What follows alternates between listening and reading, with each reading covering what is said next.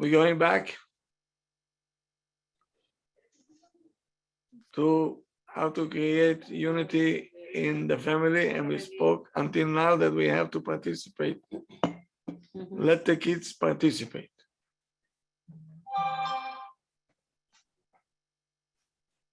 Now, I want to tell you that it's a very sensitive issue.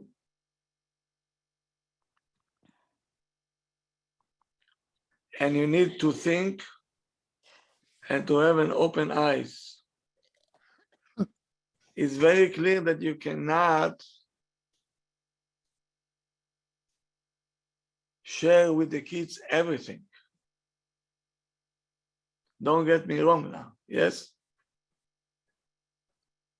There is a very delicate line that we have to draw. So we still the parents and they still the kids. If you're gonna take it too much, so we're gonna lose our authority as parents. So you have to be very wise how to share with them, what you share with them, and what they do not have to know at all.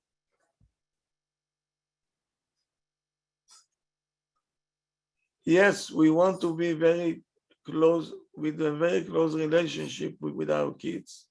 Extremely important. But it's important also to set up boundaries. This is our privilege, and this is our obligation. To decide what we let the kids share and what we're not going to share with them. So the kids, let's say the parents have this agreement, the children should not know about it at all.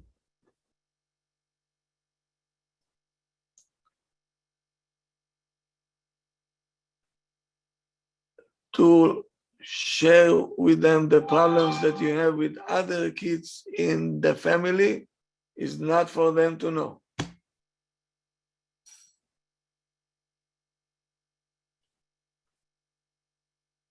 Money issues, you don't involve them also.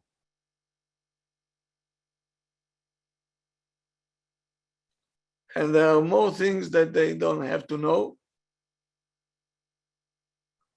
Example, a child, 6 years old, when you're coming back home, where were you?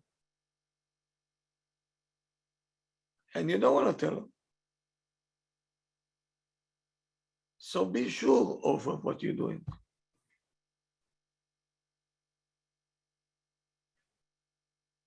We were somewhere that you don't have to know. So,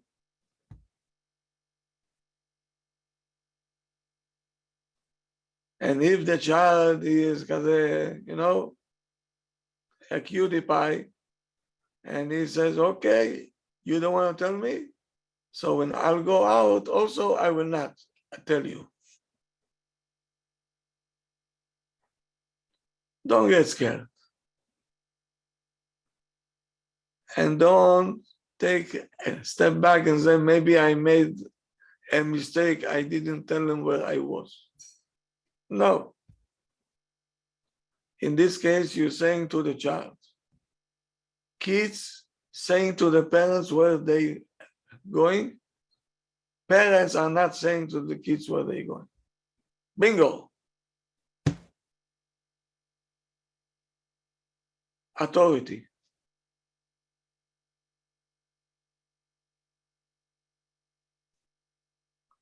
Meaning, you want to say, since we are authority, don't think that if we sharing with you, you becoming also authority. No. We're not equal. You're the child and we the parents. It's not permitted.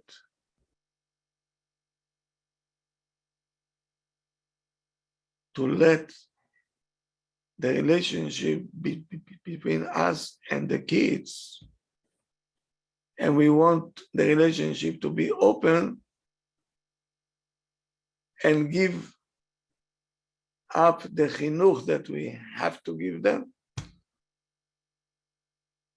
that there is boundaries. So you're working on a very thin line here. Some things you can let them share and something you don't. And the husband and the wife have to decide what yes and what no. Not to give up their authority and the ability to be mechanech the child. Because if you're becoming a friend already and he feels that he's equal, the chinuch is already over.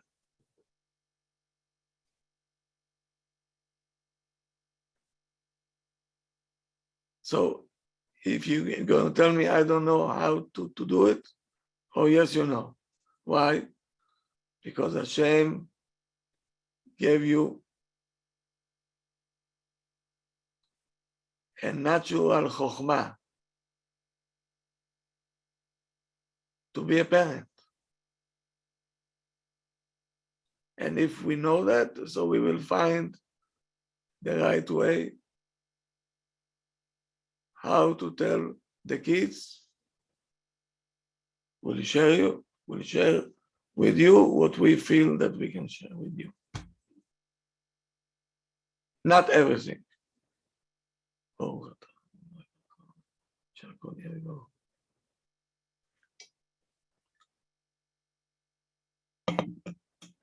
Efrat.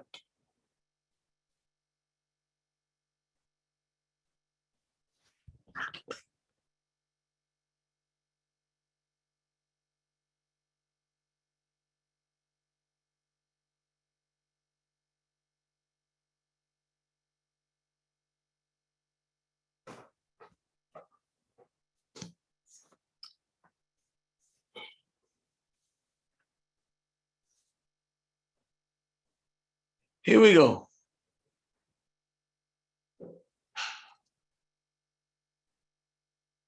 There is a criticism that sometimes will block the relationship. How? Imagine you saying to your friend openly, how did you make a mistake? Because you want to be open with the friend. And instead of him being open and sympathize with you, the friend chose to attack you. What? That's what you did? It's terrible. How can you do something like that? He was not allowed to do something like that.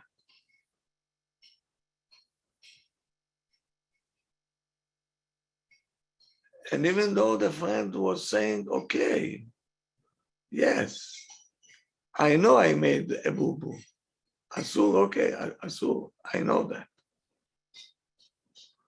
But who wants to hear it now?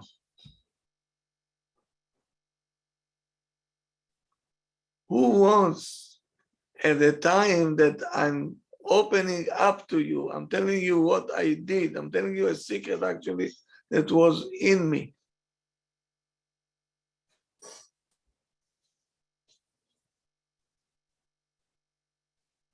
You don't say it now. You can say it 2 days later, okay? Because you're blocking from a person to tell you anything. Our children are the same way. They're very fragile. When a child coming in, opening up, he said what happened in school. He has expectation that we're going to understand him. If we're gonna tell him that's what you did, how can you do something like this?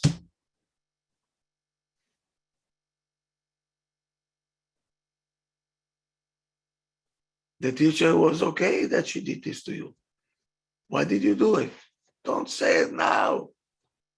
The child wants to open up to you. Don't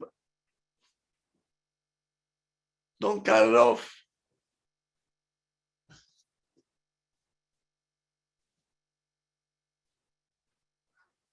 Don't make a mistake. We have to give a chinuch to our kids.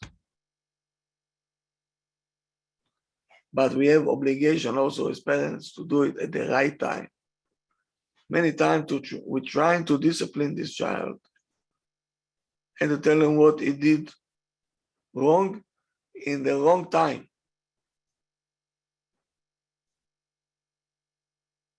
And that's why they're not open with us.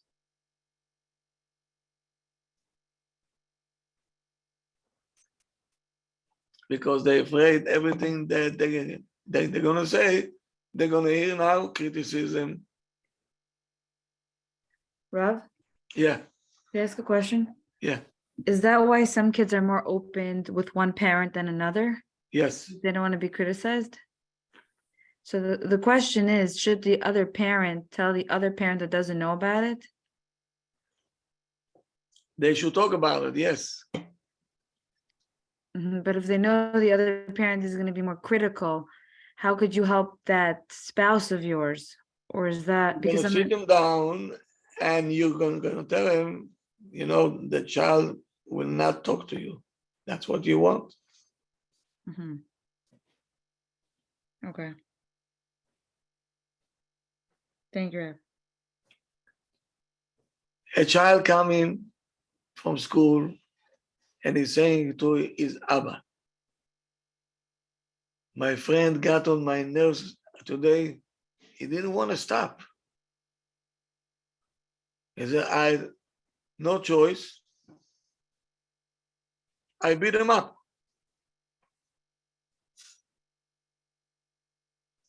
And the father, the tzaddik, he was stunned. He said, what?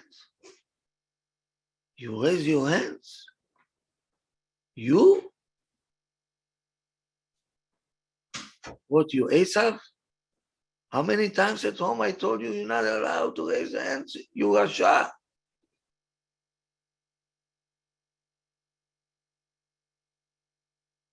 Is this the right approach now? No, but Rav, what if the other children are learning from that one child? When is the right time to say it then? Forget it. Okay. You're going to lose this child now.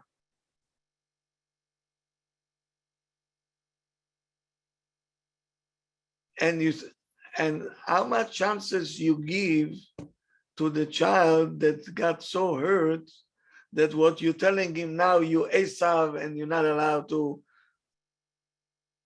hit, you think he will accept it? No. So why are we doing it?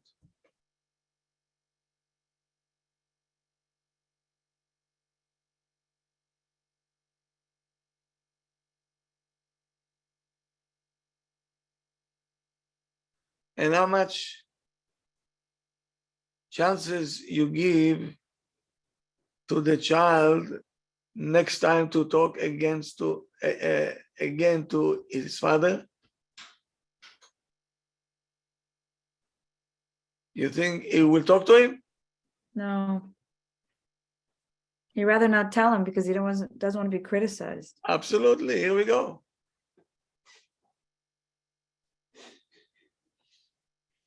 Abba should have chose another way. And here is what needed to be done in such a case. Abba should say, you're right. it's very annoying when someone don't leave you alone. I know what it means. I'm sure that you were very angry, yes? But you know what? I think I have a good advice.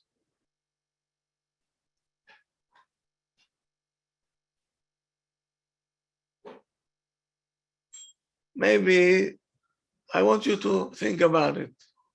Instead of beating the child up, when you're going to have time and you're going to be willing to hear what I want to say, I will be more than happy to offer you few ideas what to do when a friend annoying you so much.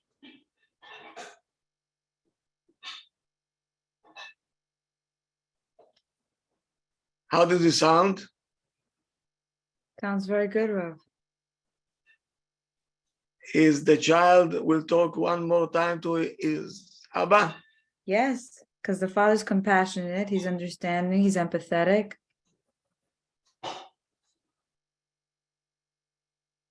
And the child will understand now, that Abba is not criticizing him. He's not criticizing him.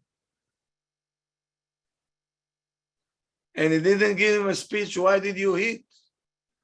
He said, I'll give you advice, instead of beating up the child, maybe we can find something else. He pushed the beating to the side. He said, let's find other ways.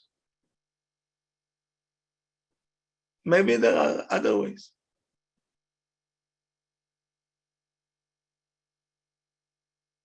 This kind of thing is going to unite the child with the parents. They're going to have an open channel.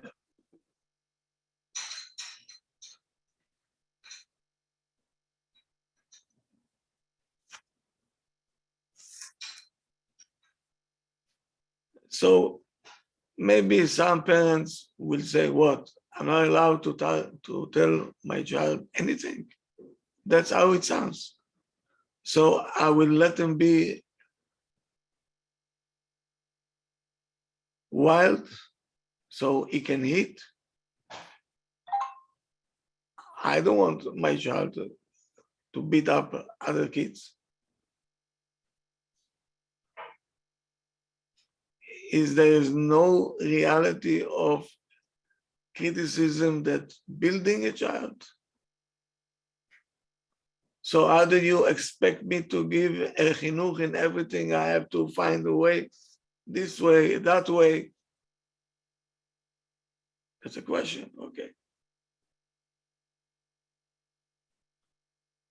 So let me advise to give you another channel how to think.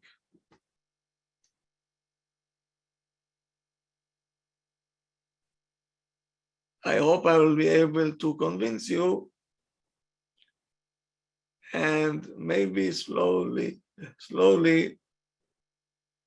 you're going to start to use it.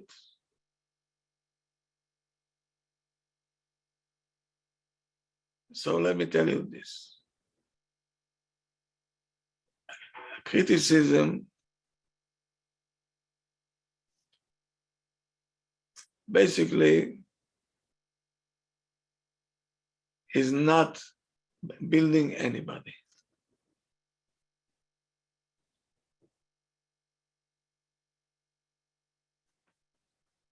You're building on something that there is. Criticizing, dealing with, let's analyze why we failed, and bringing out what I don't have. So if I don't have, how can you build on me? Did you get it? Rav, could you repeat it again, please? Yes. Thank you.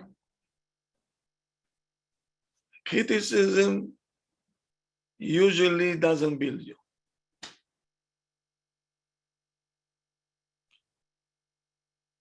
What will build you? Positive words of affirmation. You need foundation. Foundation means yes, there is something to build on, right? But when I'm coming to criticize you, I'm emphasizing what you don't have. Rabbi, meaning talking first about the positive aspect of the person and build on that, right? Yes, because criticism will never build you. It cannot.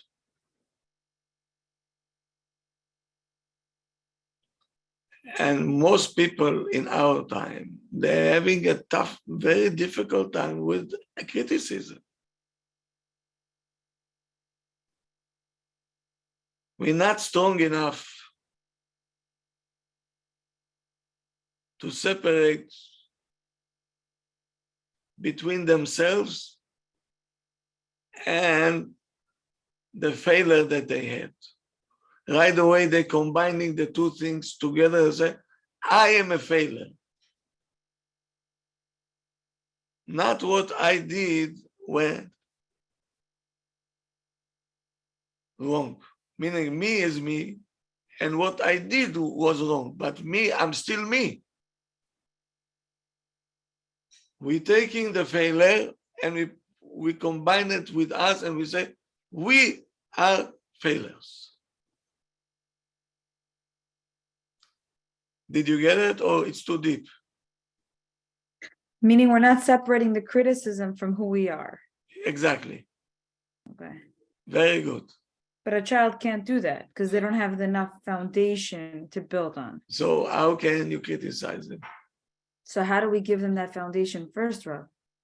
Oh, And also a lot of adults can take it. yes. 100%. Yes.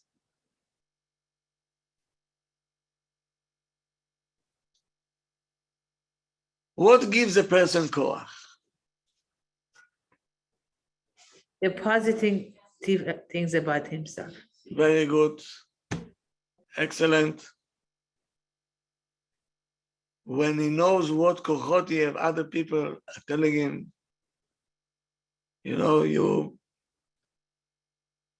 so they're telling him positive things, that's already has a foundation.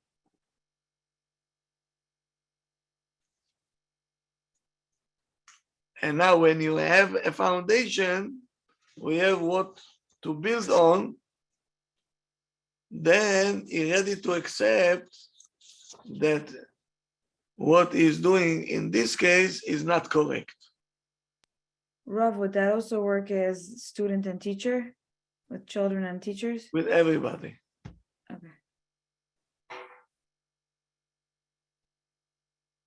Every Rav in the community, everybody, you cannot come and spend all the time, you like this, you're going to hell because you don't know what you're doing. It's not going to work.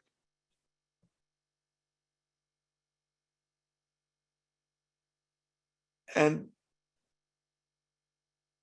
the compliments have to come from Behemet with a truthful, not like a diplomat.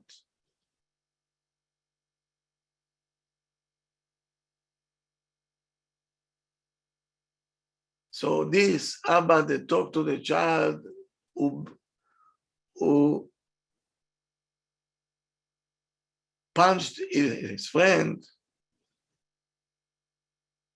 You see, he didn't criticize him at all.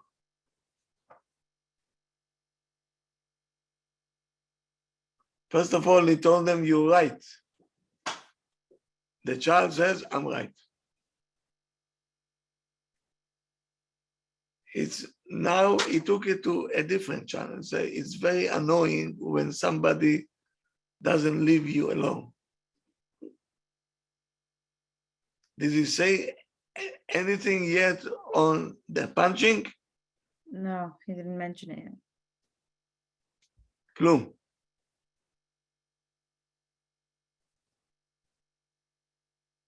But you know what he says? I have a good advice. Maybe we can do other things instead of trying to use force. He's still not criticizing the force. He said maybe we can find a different channel.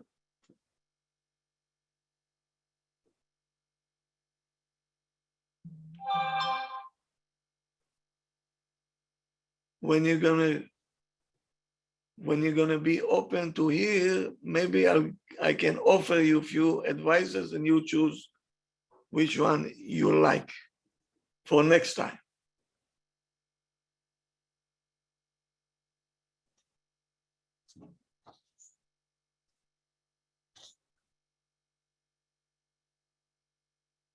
That's approach. Such a good approach, you know? Rob, Yes, what if you messed up and you did what the first parent did? Not in those words exactly, but how could you rebuild that relationship now that we're taking the class? How do we fix that, I guess? How do we tell the child, I'm sorry, I should have been more open to hearing? Nothing. nothing. Now you start slowly to change.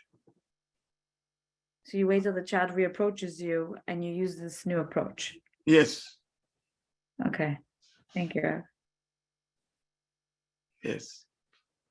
Because many parents that I talk to, they can saying the kids, we feel that we disconnected from them.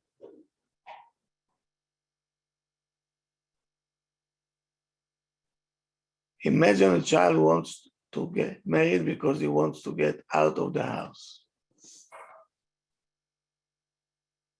Didn't you hear it? Yes, unfortunately. Why? They want to escape, they want to get out of there. Why? It happens a lot, yeah. The negativity. The negativity. They've so- been criticizing kids like they cannot take it anymore.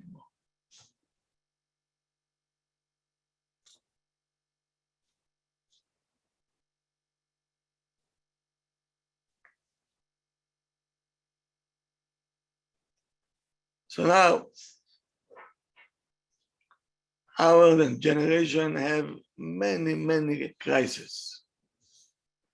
Kids be becoming sick with cancer and accidents, and this one lost parents, this one that.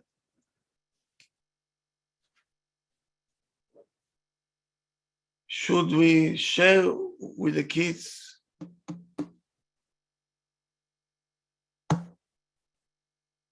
that? No, Why not? because why we should share with them negative thing, why? Bad things, no? No. Is it, can we share with the kids if an accident happened, sicknesses,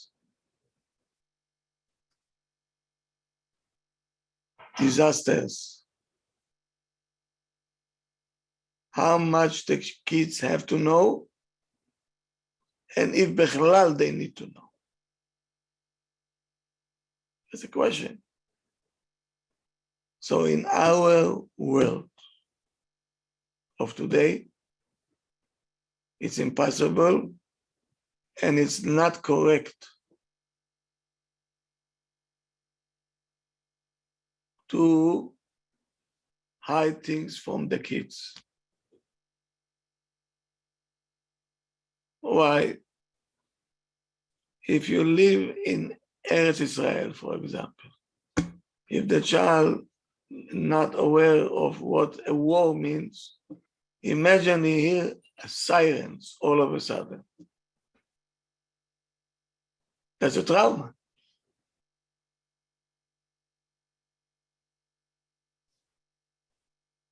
Or if you don't share with the child that a bus can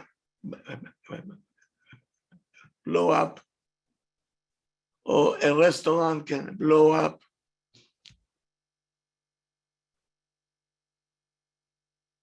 accidents, terrible sicknesses, and death. So we have, he said, no. Why? This is the natural way.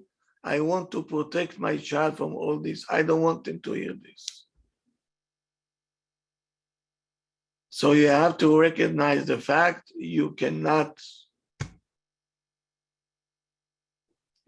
cover.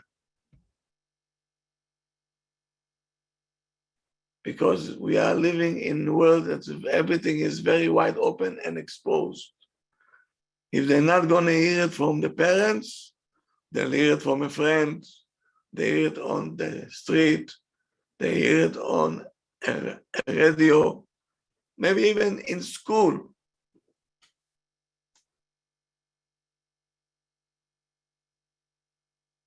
The question is if they need to know, is irrelevant. They will know anyway, if you want or if you don't want. The real question is how we can help them to deal with that. They're going to hear. We have to give them the tools to deal with that. So Rav, if a child comes home saying, oh, I saw e-cigarettes or vaping, are we supposed to tell them what it is, or are we supposed to play dumb and say, no, what are you talking about? We can talk about it. And we should be open about it, and we should tell them what it is, and we shouldn't Yeah. play dumb and say, I don't know what it is. Yeah. You can tell them that these kids are not happy at home. But then Rav, they're gonna go around saying to these people, oh, your kid's not happy, or if they see an adult, let's say, doing it, a cousin or a family member. So then you have to explain them, we're telling you that, okay? Just keep it for yourself. But they're doing it, okay? Mhm. And by the way, today, the world don't see it as a disaster yet. I'm talking about pitoom a friend is not coming to school. And the parents, the principal say to the parents, the child got leukemia, for example. Should we say to the classmates or not?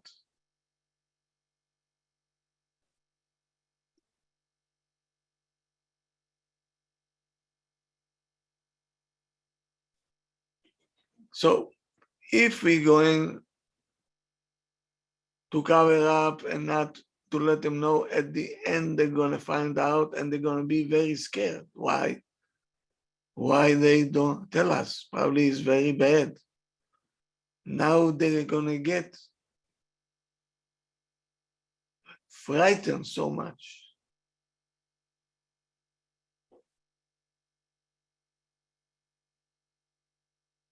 They will be exposed sooner or later. So we better be the information center, not other people.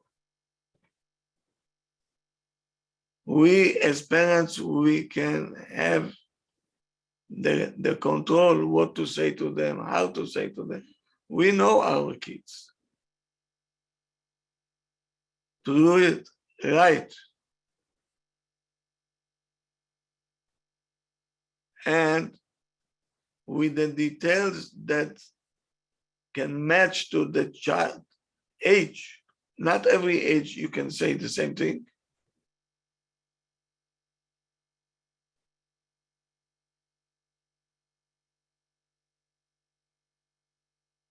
Imagine a child, those people, the miskinim, that they went to sleep and in the middle of the sleep they all got burned and they died in Brooklyn. They all had classmates. Yes, the Sassoon family room, yes. The Sassoon, right?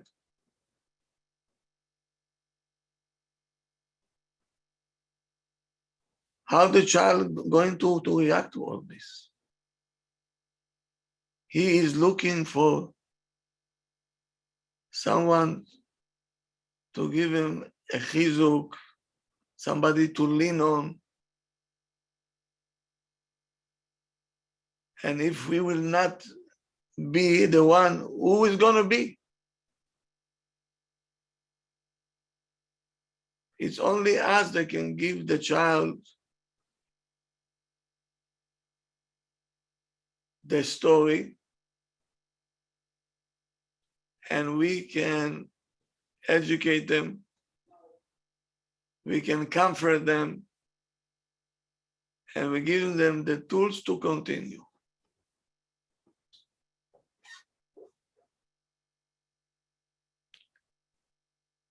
Sometimes it's very difficult to explain to a child.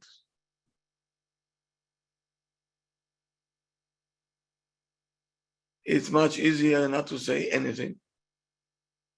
I know that.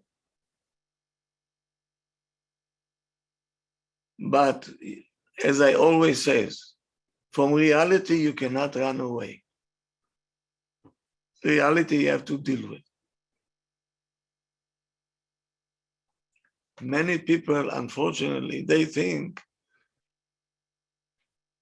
that they're gonna run away from the reality. What's the matter with you? The reality will chase you everywhere that you go. Let's say if you're not happy over here in Queens, or so in one of the neighborhoods, and you want to go to a different a neighborhood, you think that will make you happy? No. No. Changing address is running from the reality. The problems still follow you, Rav. They follow you. You vape, okay. You vape, you drugs, and who knows what. You think the reality is still there.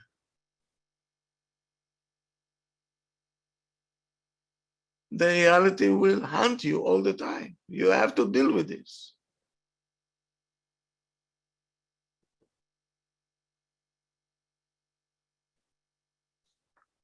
So the reality is that there is a crisis. There is a child with a cancer. So we as parents, we have to educate the child that things like this can happen.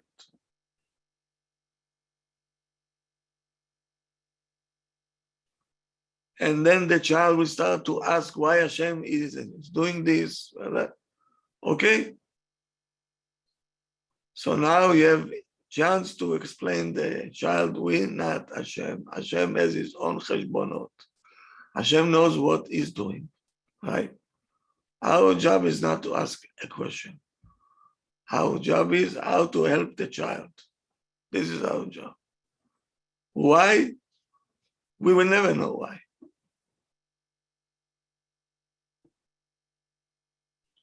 So since this is the reality, don't try to run away from the reality. So it's very much kedai, it's worth it to overcome and to sit with the children and to give them support, confidence.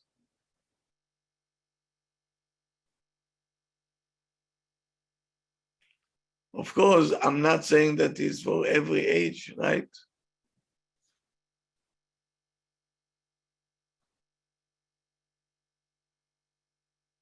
I cannot tell you what age, what this is not my department. And I don't know any technique that will tell you this age yes and this age no. There is no such thing. What to say, to whom to say. We believe when we have a kavanah to do the best for the child, Hashem will help us. If we be'emet meaning for the good of the child, Hashem will help us. So Rav, do we wait for them to, let's say a question with the smoking and things like that. Do we wait for them to approach us and ask us? And then we tell them? Or Yeah. So we don't offer information? No. Okay. Thank you, Rav.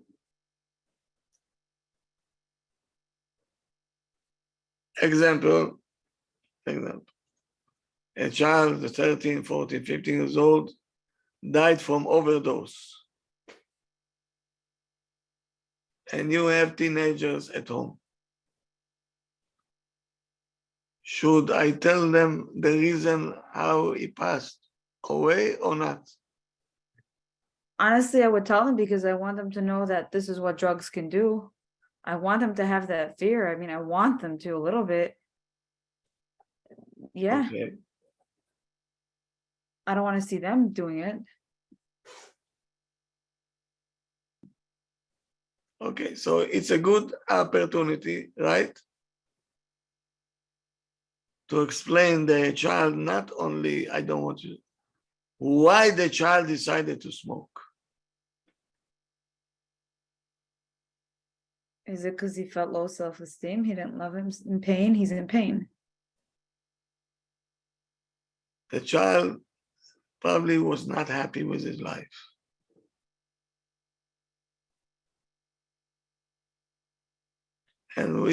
And then you bring yourself, we want you to be happy. If you're not, we have to see, because we're here to make you happy.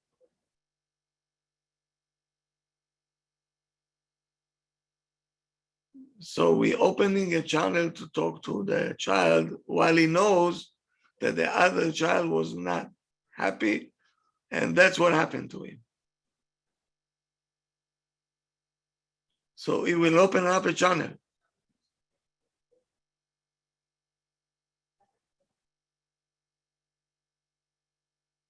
When was the last time that we discussed with our kids, what does it mean to love?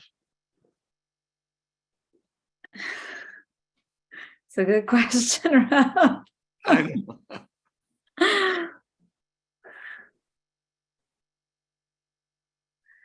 I mean, I told them I love you very much, and they're like, well, if you love me, then buy me this, buy me that. They don't know, or you see, they interpret love if you buy them things. Gifts. With gifts, yeah. So imagine this, how they're gonna go and get married. If my husband will buy me what I want, he loves me. If not, he's not. What a disaster. Big time. So this is our job as a parent, to discuss things with the child. Not he died because he was overdosed, and you see what can happen. But why did it happen? How did he get to it?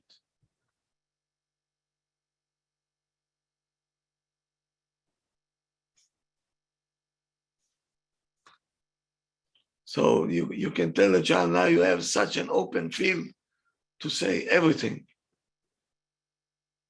But Rev, what if we don't know the right answers? Like it's such a sensitive topic. Oh yes, So let's say yes. like not even drugs, let's say somebody tries to commit suicide and kid's a teenager and like it's such a sore topic. Like, not sore, I'm sorry, like sensitive. You don't want to say the wrong thing. You don't want to, it's a scary road. How do we know the fine line? Like, should we just be open? We don't know all the answers. I mean, I So- don't know. I think I gave already all the answers in the classes that you went through. We did it already 2 times. Yeah. The Rav said 7 years. So you get on the channel that I have on YouTube, Yes, Rav. and you serious, Yeah. as everybody claims that he is.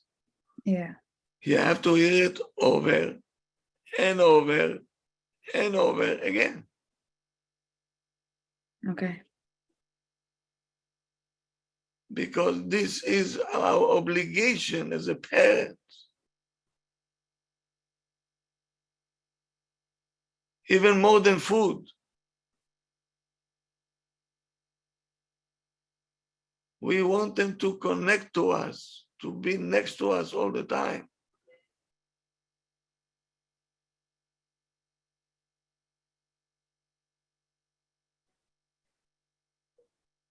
How can it be that you walk inside a house and you see a brother holding a brother, a sister holding a sister, the other one helping his mom in the kitchen, and the other one there, and the whole house is.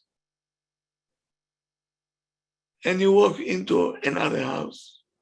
One child is in this room, the other one is this. They have a sign outside, please do not disturb. Yes? And they don't care. How many times you heard in your house, it's not my problem. Did you hear it? Yes, definitely, Rav. Okay. Did it alarm you? Yeah, of course. What do you mean it's not your problem?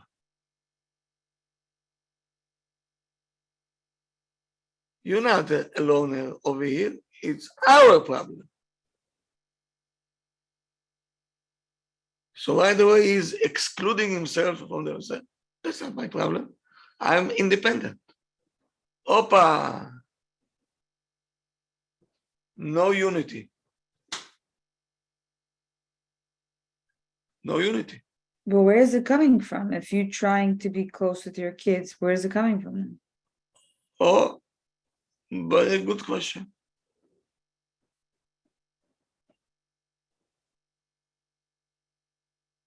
So now, what you will do if the child will come home and will start to say F curses? Are you going to sit quiet? No, No, right? no. But the child sees that when he says F curse, mommy and daddy jumped like I don't know what. But when he says, I don't care, it's not my problem. They didn't jump. They didn't jump. So it depends on our reaction, how we react. Absolutely. Here we go. So what we react to is what we value, and that's what the kids pick up on. Absolutely. Okay. I don't care. Opa. So now you heard it.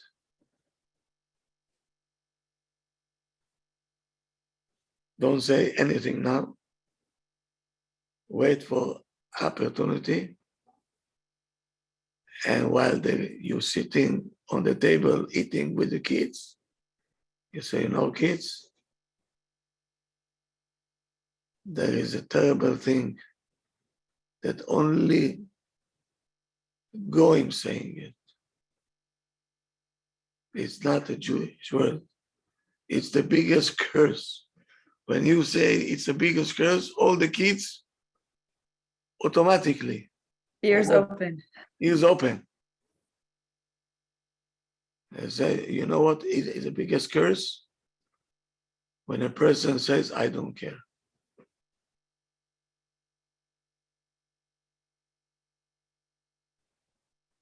Because there is no such a thing in the Jewish life, I don't care.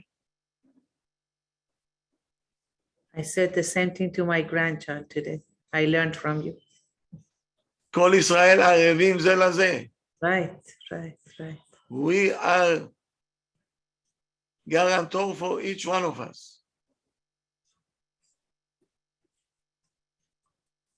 Your problem is my problem. Rebuke. And to let the child walk away with this without saying to him anything, you're destroying your family in your own hands. What do you mean, I don't care?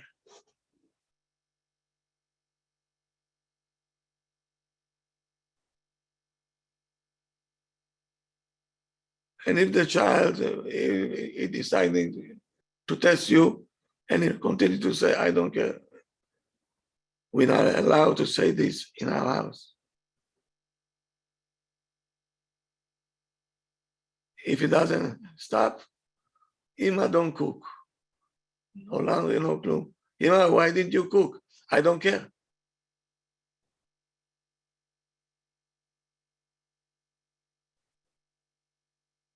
You don't care. I also don't care. Why should I care? I care only for Abba because Abba cared for me. So, how long do you think it will take? Chick Jack, he'll start caring. Chick Chack. I promise you. Try it and you see. Rob, Yeah. I had a question regarding this. I told my son regarding a mitzvah, putting on the shoes the right way. He said, why should I do anything for Hashem? He never does anything for me. Why should I care? Oh, So, oh, what a task. That's very good. so how do you respond, especially when it's in the morning? It's always in the morning when they have to get on the bus. It's such a limited time. How do you, I mean, I said Hashem is trying to build a relationship with you. He loves you. He wants to be with you. But I don't know if that's the right thing to say to attend. No, Wrong way, okay? meaning he took already for granted, like we are, that we have to walk and we have to see and we can eat and we can chew and we can hear, right? Yeah. That's not it. You're gonna take this child in a different day. Let's go over Birkot HaShachar. Why are we saying it every morning? And then you tell them, come, I'll take you to the hospital, and you see people that they cannot walk, they cannot talk. Hashem is not doing anything.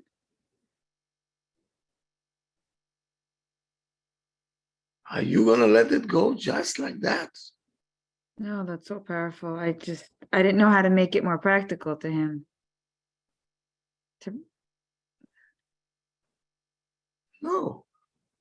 We have to make from a young age to tell them, hey, we are on Hashem respirator.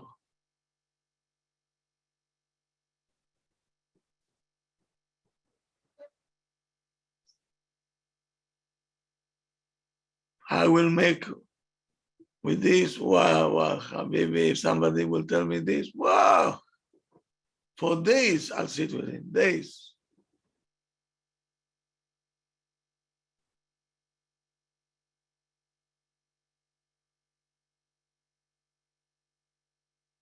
You see, we concentrating on the room to be clean, the laundry, the food, but the real food, the neshama, we lost.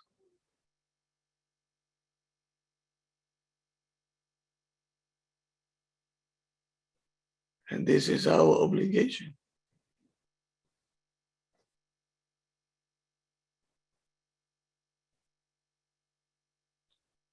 Okay, Okay, Rav. Thank you. to be continued. Thank you so much, Rav. Okay, I'll see you, אם ירצה השם, מוצאי השבת. The shiur will be most probably, I assume, I don't know the real time yet. But between, you can be on the Zoom already from 7:30. Oh, okay. It's an early shiur because Shabbat will go out very early. Yes, we changed the clock. That's right. The shiur is at 7:30, Rabbi? Most probably, yes. Okay. Thank you very much. Thank you, Rav, so much for your time. Shabbat shalom, everybody. Thank you, Rabbi. Shabbat shalom. Nice Shalom. talking to you. Thank you, Rabbi. Shabbat Shalom. Shabbat shalom, Shabbat shalom, Abigail. Shabbat shalom. Thank you.